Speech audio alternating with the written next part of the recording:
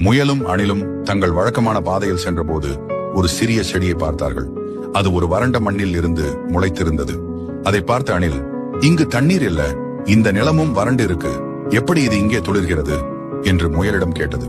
அதற்கு முயல் மெதுவாக சிரித்து, அது தன்னம்பிக்கையுடன் முளைத்திருக்கும், அதனால்தான் இந்த நிலத்தோடு இது போராடி துளிர்ந்திருக்கிறது என்று சொன்னது. அணில் அதை வியப்புடன் பார்த்தது. மழை இல்லாத நிலத்தில் கூட நம்பிக்கை இருந்தால் வளரலாமா?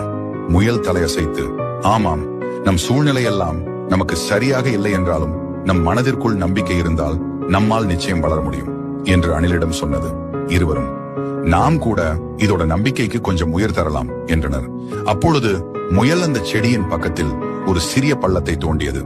அணில் தான் குடிக்க வைத்திருந்த தண்ணீரை அந்த பள்ளத்தில் ஊற்றியது. அதன் பின் இருவரும் அங்கிருந்து மகிழ்ச்சியாக சென்றனர்.